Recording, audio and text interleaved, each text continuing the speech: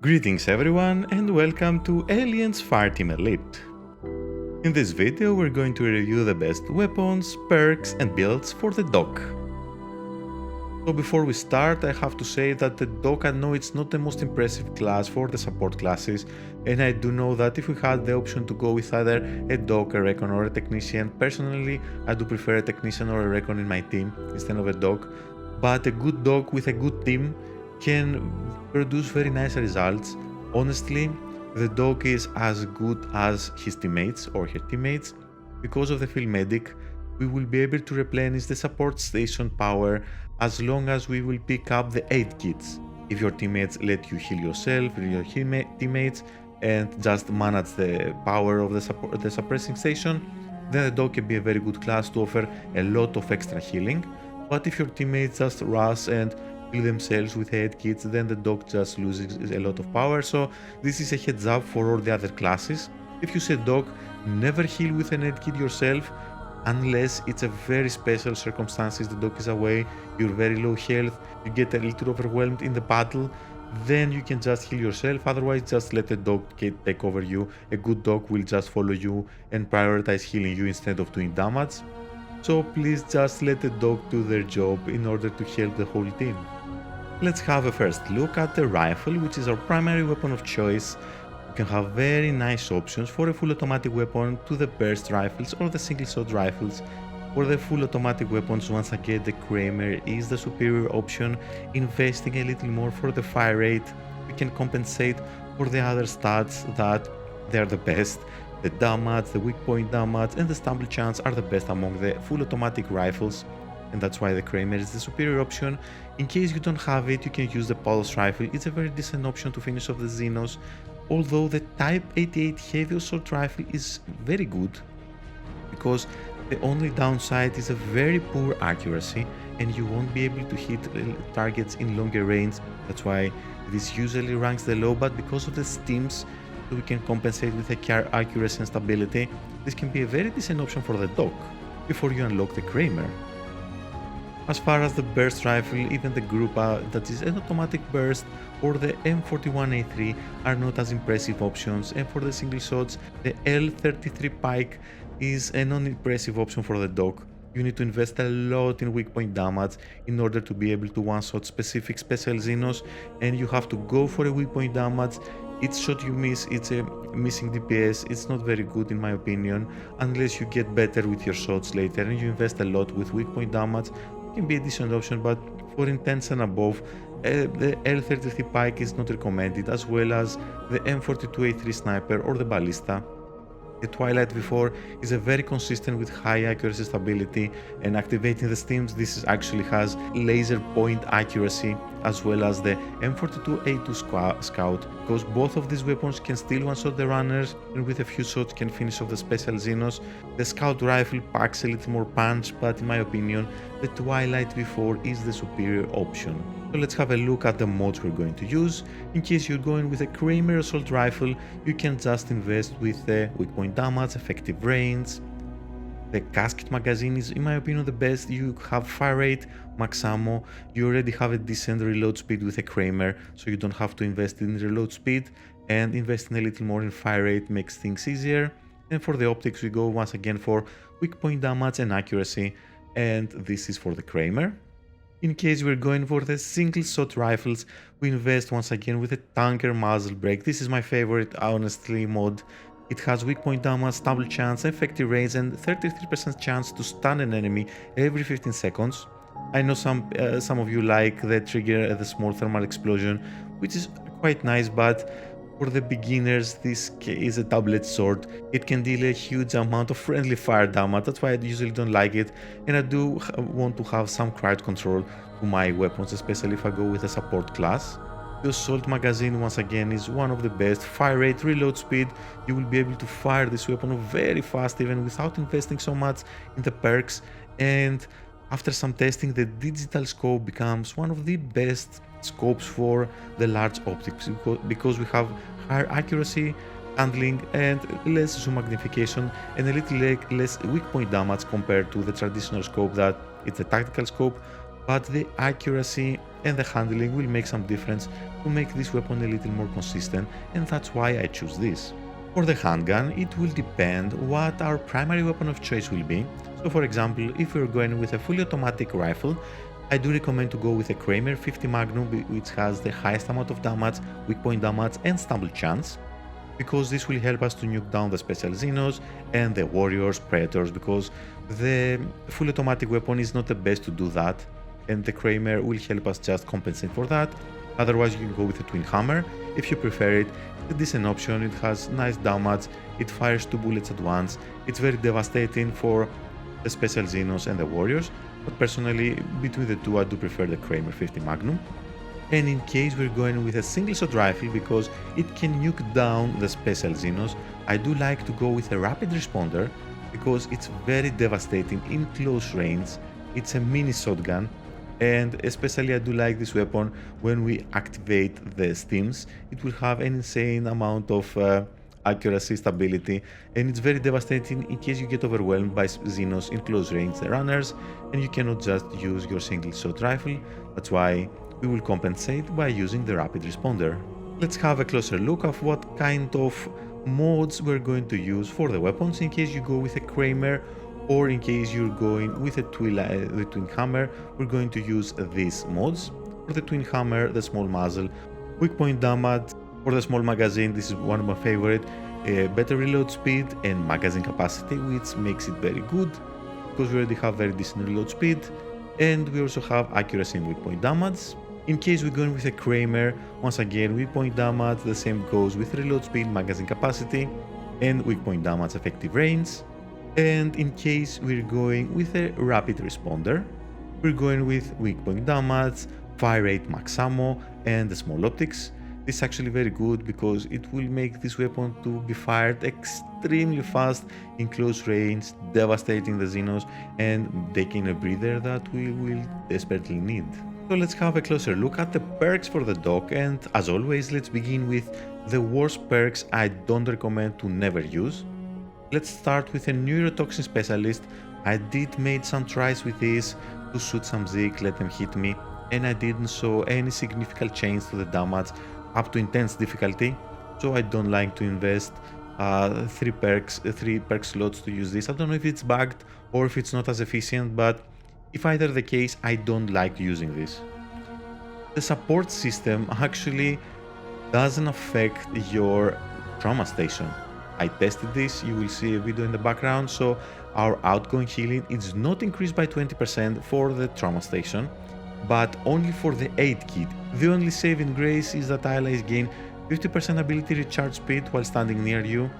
If that's the case, this is maybe a yes, but overall I don't really like the support system because outgoing healing only increased by the aid kits. It's nothing very good. Even in higher difficulties, you won't find so many aid kits, you won't be able to make as many heals as you can, so investing 3 perks is not the best. Just get a 20% increase for the aid kits that you maybe use. Overdose, I really don't like this, especially for missions, harder missions that desperately need to use 2 combat stims against, let's say, specific targets. 50% longer, it's not something we need. Combat stims is an ability that we were going to use where we're getting attacked by a warrior or a predator, or we are getting overwhelmed, so we don't need a so long duration. We desperately need to be able to use it frequently. That's why I don't like overdose, basically.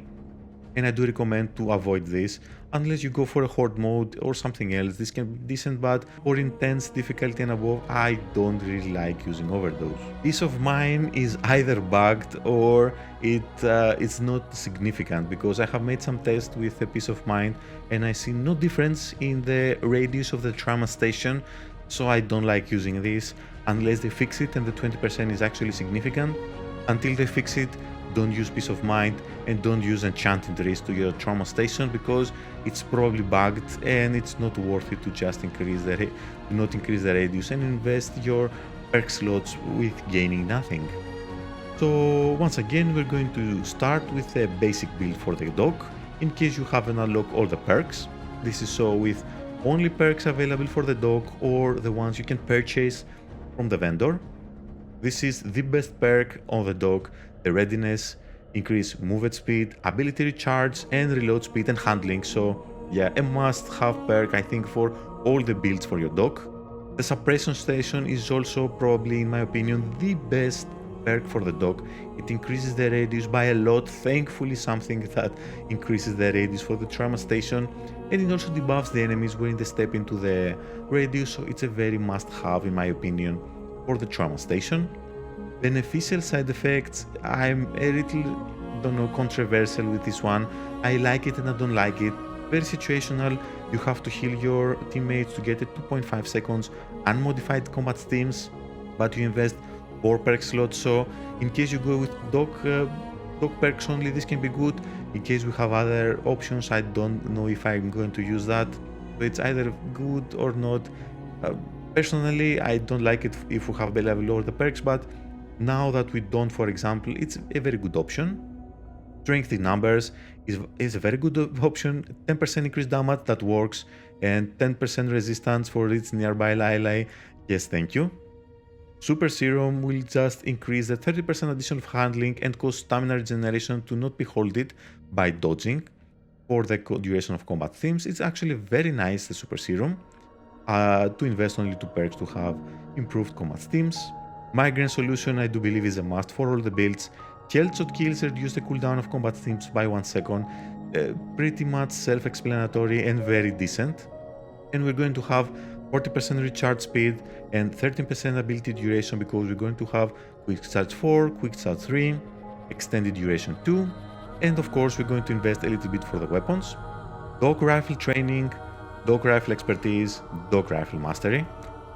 Unfortunately, the Bedside Mother, Surgeon Hands, and of course the Rapid Recovery, they're very nice options, but if you go up to intense difficulty and find a decent team, you can just invest 3 or 5 or 4 perks without using them at least once. So if you go with a decent team, or you have a Hands is a decent team, or they're high rating, don't invest in Bedside Matter or Surgeon Hands or Rapid Recovery. But otherwise, if you're not sure, I do recommend to not invest in everything, just invest in Bedside Matter if you go up to intense. Or if you want to make things a little easier, Bedside Matter and the Rapid Recovery are 2 options you can combine, which increase the bleed out time by 50%, and when you res the teammates will have 50% more health, which is actually quite nice. And for higher difficulties, probably we have to invest in everything, although you can only res your teammates only once.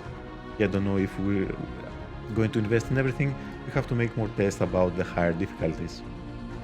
And let's move on to the must-have perks once you unlock every perk from every class. So for the dog, once again, Readiness, Suppression Station, Strengthening Numbers, Migraine Solution are a must-have perks in my opinion, although you can ditch the Strengthening Numbers, but I personally don't like it because the dog just lacks the DPS increase, and 10% DPS increase and resistance is actually very good for its nearby ally. And we were going to invest a minimum at least 40% recharge speed and 20% ability duration thanks to the rapid deployment, batteries included, and the long haul. So these are the perks I do recommend to have all the times, although the Super Serum is actually a very good perk, but you may avoid that in some of their builds, although it's very good. And of course you can invest a little more to the combat stims. Don't be afraid to invest, especially for quick charge. I think we now have 30-second cooldown. If we add the quick charge 3, I think we will have 26-second cooldown. It's very good to, at least if you want to invest with quick charge for the combat stims. Although that's why we have the Migraine Solution to use the combat stims as frequent as possible. That's our goal. This is actually a decent build, and we're going to use a little more investment for the combat stims to have 58% ability recharge and 38% ability duration. This way we have 26 ability cooldown for the combat stims plus Migraine Solution, and we're going to invest here either the Dog Rifle Training, Dog Rifle Expertise, and Gun Rifle Mastery to increase weak point damage in case we're going for single shot rifles. Otherwise, I do recommend to go with Demolisher Rifle Training and anything that increases the fire rate, such as the Gun Rifle Expertise, because with a Kramer, the more you increase the fire rate, the faster you will fire it. That's why it's very good to have, let's say, a 45% increase in fire rate or weak point damage. So I do recommend to go, although with single shot targets, they're very good. You can just use them during the whole situation and just switch to your secondary weapon, the rapid responder, in case you get overwhelmed around by Xenos. This is the crazy build. I invest everything in combat stims and I like it. For those that want to do that, you can just maximize the ability recharge speed to 93%, ability duration 38%. This way we have a 22 seconds combat stim and migraine solution. So honestly, I don't think it's worth it, but some people may like this. And without losing so much damage, because we still have the strength in numbers, the standard perks, the super serum. Although I don't know if how much I like this, invest everything in combat stims. Yes, you can do that. Yes, you can have 22 seconds cooldown. You have 10% increased damage in everything, and you can basically spam the combat stims. Because as long as you keep getting the headshot kills, you will be able to just every 10-15 seconds to use combat stims. This is a build, if you like Anesthesiologist, is an okay perk, but investing 4 perks to get 150 health can be okay up to intense difficulty. That higher, I don't know if I want to invest 4 perks to get the temporary hit points. Otherwise, this can be decent, although I do believe this can be more powerful by the developers. 150 health is not the best, but not the worst, so 10% of our health so every 10 seconds. And we invest everything else for the same. I do recommend once again to invest for the weapons. You will see many of my builds, most of them will have to invest on your weapon in case you want to do damage. Otherwise, in case you want to go completely support without doing so much damage, you can just ignore these 6 perks and invest more in the combat stims, or no, the combat stims. The trauma station, honestly, don't invest in anything else. This is all you need.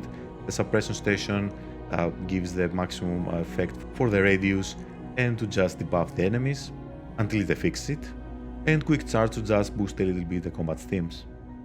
And this is the sort of support station, let's say, Speedy Gonzalez build, because we can stack the readiness with a hit and run tactics. And you see, we're going to run so fast as our normal speed, and on top of that we can stack the combat stim, so you will running so fast you can kite any Xeno. Very good, it's very fun. And we're going to invest a little bit in beneficial side effects with this type of build, although personally I don't like it. Some people may like the beneficial side effect. It's okay, it's passable, it's not the best, but it's not the worst perk. Once again, this is based on my opinion, and I do know that some people may like it. This is a more support, so you will be able to run away fast, make some things. This is actually the flex slot, the quick charge tree.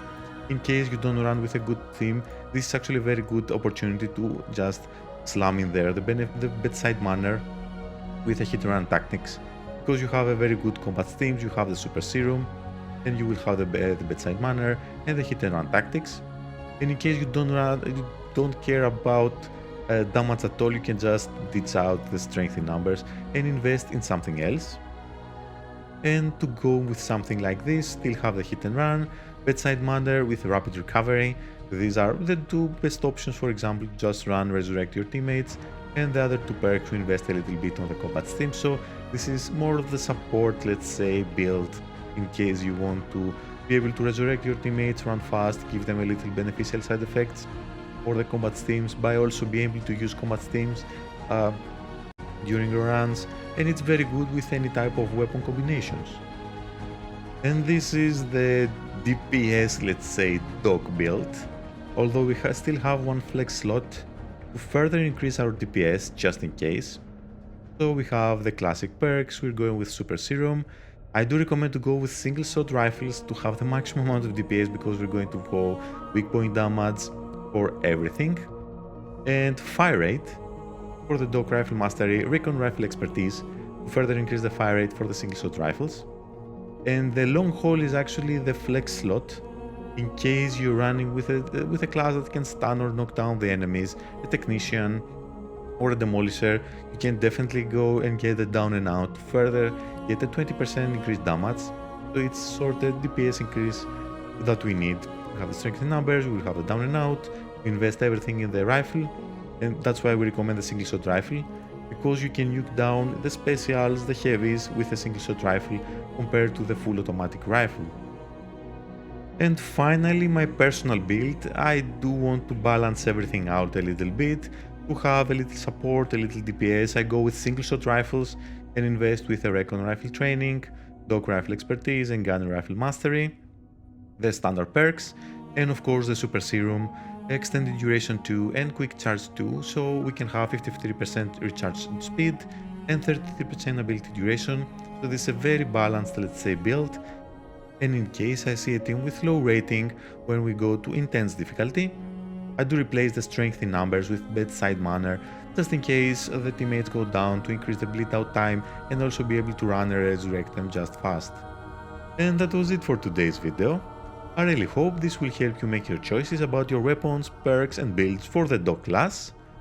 So feel free to like if you liked, and you can subscribe to stay tuned for more videos for Aliens, FireTeam Elite and other video games. And as always, I wish you all a wonderful day.